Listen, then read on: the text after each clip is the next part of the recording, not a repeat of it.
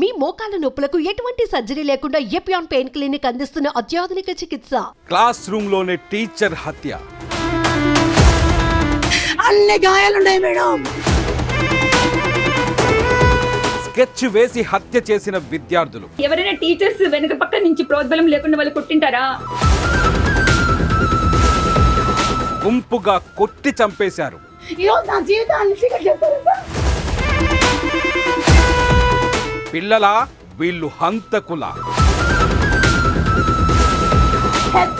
పూర్తి టీచర్లు తర్వాత ఆ పిల్లలు వాళ్ళే పూర్తి బాధ్యత. మీ పిల్లలు ఇలానే ఉన్నారా?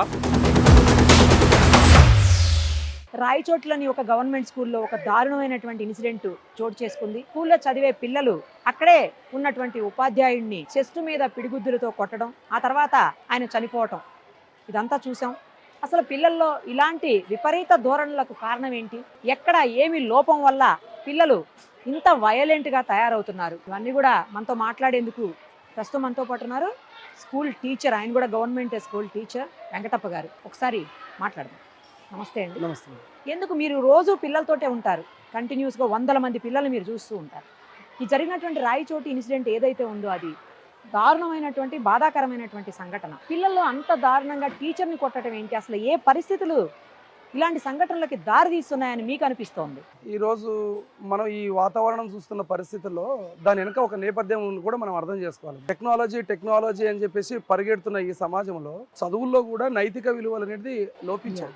ఆర్టిఫిషియల్ ఇంటెలిజెన్స్ అని పరిగెడుతున్న సందర్భంలో నైతిక విలువలకు సంబంధించిన పాఠాలు చెప్పడము లేదా వాటికి సంబంధించిన పీరియడ్స్ పెట్టడము, తరగతి గదులు బోధించే అవకాశం తగ్గిపోయిందని చెప్పేసి నేను భావిస్తా ఉన్నా. కారణం ఏంటంటే గురు శిష్యుని యొక్క బంధము ఈరోజు రోజు రోజుకు తగ్గిపోతుంది. దీనికి రకరకాల కారణాలు, పాఠ్య పుస్తకాల కూర్పు అనుకోండి, లేకపోతే సోషల్ మీడియా అనుకోండి, సినిమాలు అనుకోండి. ఇప్పుడు మనం సినిమాల్లో చూసేటప్పుడు ఒక ఉపాధ్యాయుని గౌరవప్రదం కాకుండా జోకర్గా చూపించే పరిస్థితి కనిపిస్తుంది, అంటే గౌరవం తగ్గడం అనేది. ఇప్పుడు ఈ సంఘటన నేపథ్యం కనుక చూస్తే పిల్లలు వచ్చే బ్యాక్గ్రౌండ్ కావచ్చు, లేకపోతే తల్లిదండ్రులు ఆ పిల్లలను సరైన పద్ధతులు బడికి పంపించే పరిస్థితులు కూడా ఈరోజు కుటుంబాల్లో లేవు. కారణం ఏంటంటే ఉమ్మడి కుటుంబాలని చిన్నాభిన్నం అయిపోయినాయి. ఈరోజు చిన్న కుటుంబాలు అయినాయి. భార్యాభర్త నిజ జీవితంలో పరిగెత్తడం, పిల్లల్ని అలా వదిలేయడం, వాళ్ళు ఈ మీడియా ప్రభావానికి లోను కావడం అనేది మనం చూస్తూ ఉన్నాం. మనకు అన్నమయ్య జిల్లాలో రాయచోటిలోని కొత్తపల్లి ఉన్నత పాఠశాలలో జరిగిన సంఘటన, ఎజాజ్ అహ్మద్ గారు 42 సంవత్సరాలు మంచి ఉపాధ్యాయుడు, సైన్స్ను మంచిగా బోధించే ఉపాధ్యాయుడు, ప్లస్ పిల్లలను బాగా ప్రేమించే ఉపాధ్యాయుడు అట వాళ్ళ భార్య మాట్లాడుతూ చెప్పారు. ఆ తరగతి గదిలో పిల్లలు అల్లరి చేస్తుందని చెప్పేసి తమ్ముడిని మందలిస్తే అన్న, తమ్ముడు ఇంకా మిగతా పిల్లలు కలిసి కొట్టడం అనేది, సరే కొట్టడం వల్ల చనిపోయిందా అని పక్కకు పెడితే అసలు పిల్లలు లేచి ఉపాధ్యాయుని పైన దాడి చేయడం అనేది, ఆ బాధను ఆయన జీర్ణించుకోలేని పరిస్థితుల్లో హార్ట్ అటాక్ రావడము, లేకపోతే దెబ్బలు పడడం, మొత్తంగా ఆ ఉపాధ్యాయుడు అసువులు బాసిన పరిస్థితి అయితే ఉన్నది. ఇది ఈ సమాజానికి చాలా ప్రమాదకరమైన సంఘటన. ఇంకొక 2 ఉదాహరణలు ఈ మధ్యన మనం చూసాం. హర్యానా రాష్ట్రంలో ఒక టీచరు పిల్లలను ప్రాక్టికల్ చేస్తూ బాంబును లేదా కెమికల్స్ తోటి ఆ మిక్స్ను తయారు చేసే సందర్భంలో ఆ కెమికల్స్ ద్వారా దీన్ని ఒక ఎక్స్ప్లోజివ్ తయారు చేయొచ్చు అని చెప్పేసి ప్రాక్టికల్లో ఉంటుంది పాఠం చెప్పారు. దాన్ని అదే టీచర్ మీద బాంబు తయారు చేసి ఆ టీచరు సీటు కింద పెట్టారు. సీటు కింద పెట్టి వేరే ప్లేస్ నుంచి రిమోట్ కంట్రోల్ తోటి ఆపరేట్ చేశారు. అది పేలింది. అదృష్టవశాత్తు టీచర్ ఎక్కడ లేదు, బయటపడ్డారు. అదే సందర్భంగా ఆంధ్రప్రదేశ్లో నంద్యాలలో కూడా ఒక సంఘటన అక్టోబర్ 26 నాడు జరిగింది. పిల్లల బర్త్డే అని చెప్పేసి ఆ పిల్లలు ఆ బళ్ళోకి మందు తీసుకొచ్చుకొని తాగి పార్టీ చేసుకుంటున్న పరిస్థితి ఉన్నది. వీటన్నిటి కూడా నేపథ్యం ఏంటంటే ఈరోజు physics, chemistry, maths, artificial intelligence పరిగెడుతున్న మన సమాజము నైతిక విలువలకు సంబంధించిన ఒక పాఠ్యాంశం ఉండాలి, నిర్దిష్టమైన ప్రణాళిక ఉండాలి.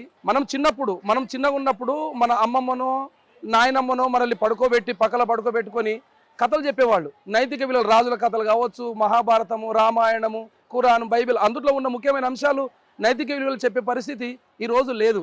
కాబట్టి కుటుంబంలో జాగ్రత్త తీసుకోవాలి, తల్లిదండ్రులు జాగ్రత్త తీసుకోవాలి. అదేవిధంగా నేను చెప్పదలిసేది ఇంకొక మాట ఏంటంటే, ఉపాధ్యాయుడు ఎవరైనా, ఏ ఉపాధ్యాయుడైనా పిల్లలను కావాలని మందలించడం కానీ దండించడం కానీ ఉండదు. ఎందుకంటే ఉపాధ్యాయుడు వృత్తి తీసుకున్నామంటేనే పిల్లల్ని ప్రేమించడం. ఆ తరగతిలో గదిలో పోయిన తర్వాత ఎవరైనా పొరపాటు చేస్తే ఏదైనా క్రమశిక్షణలో పెట్టాలన్న ఉద్దేశంతో అందుకనే మనం ఒక మాట చెప్పొచ్చు, ఉపాధ్యాయుడు కొట్టాలని చేతిలో బెత్తం పట్టుకోడు, ఆ బెత్తము బోర్డు పైన ఉన్న అక్షరాలు చూయించవచ్చు, అవసరం అనుకుంటే మందలించే పరిస్థితి కూడా ఉండొచ్చు.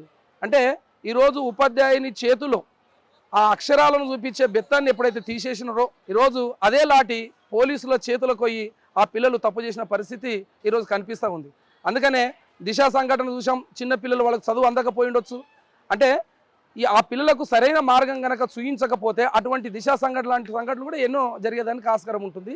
అందుకని ఏదేమైనా ఈరోజు ఒక పిల్లగాన్ని ఉపాధ్యాయుడు మందలిస్తే కనుక తల్లిదండ్రులు ఉపాధ్యాయుని పైన దాడి చేయడానికి రావడం, లేదా అక్కడున్న లోకల్ లీడర్స్ రావడం, ఇటువంటి చూస్తే ఉపాధ్యాయుడు ఈరోజు మిన్నకుండిపోయిన పరిస్థితి ఉంది.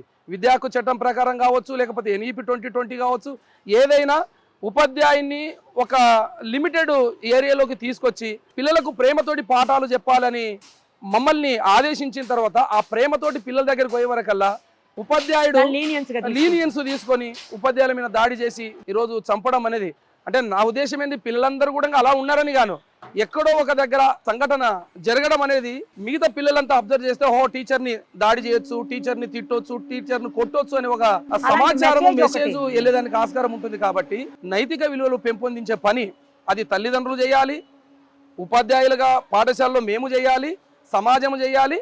అటువంటి నైతిక విలువలు చెప్పేటందుకు మాకు అవకాశం ఇవ్వాలి, ఆ పాఠ్యాంశాలు ఉండాలని చెప్పేసి మేము టీచర్స్ యూనియన్గా మేము మీ ద్వారా సమాజానికి అధికారులకు తెలియజేస్తూ ఉన్నాం.